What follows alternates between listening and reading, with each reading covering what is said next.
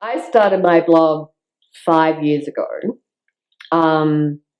basically because I used to buy. I started it very specifically because I used to buy Vogue Age issue because, and there was only ever one issue called the Age issue, and that was the only Vogue that ever had women over 50. They had women over 50, 60, 70, and it was a very inspiring issue. Then I bought, and it was American Vogue that did this issue.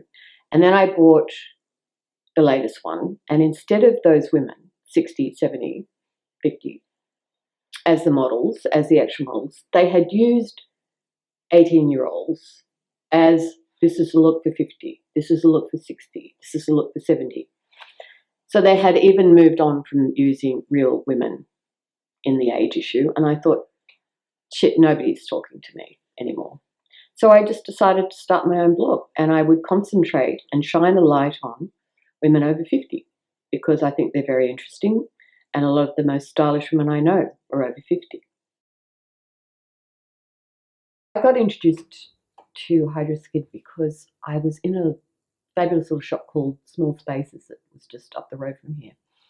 And Parish walked in and checked the woman who ran the shop, Sarah's skin.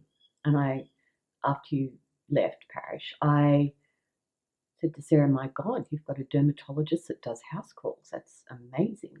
And she explained that she was trialing a product called Hydroskin for you. And that's when I think she said, you should talk to Parish. And she gave me your number. I can't remember exactly how that connection happened. But then I trialed Hydroskin.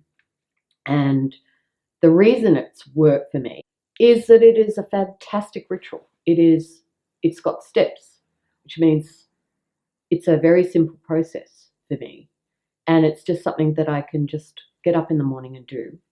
I noticed that my skin was clearer after using it, after about 3 months. And it's always much more hydrated than it's ever been. Recently, I did a fabulous woman called Joyce Ma, who is 80, and an extraordinary looking woman.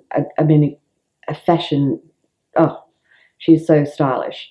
That Joyce's story is that she started the store Joyce in Hong Kong, and she was the first person to go to the collections from Asia and buy from the collections and start her own boutique. So she was essentially responsible for taking style back to Asia. And she has these very, very, very high end, or she had a range of very high end boutiques. I remembered sort of like standing outside one of the Joyce boutiques in Hong Kong. I don't think I was ever game enough to go in. But she has a place here, and she was recently, she's here at the moment. And a friend of mine introduced me to her, and I did a style shoot with her. And that post has been the most popular post I've done on the blog so far. Being a photojournalist, the job has always, what the job is bringing stories back. So you go out and you actually get access to things that nobody necessarily gets. And that's the way I like to travel. I have never traveled with the notion of it being a holiday. I've always traveled with the notion of coming back with stories. I got an assignment to shoot stories in Bougainville, really, to showcase what Bougainville had managed to do on its own to convince its own people that it was capable of being an independent country. It was an astonishing, I had never been to Bougainville. Bougainville is probably one of the most underdeveloped countries in the world, but it is stunningly beautiful.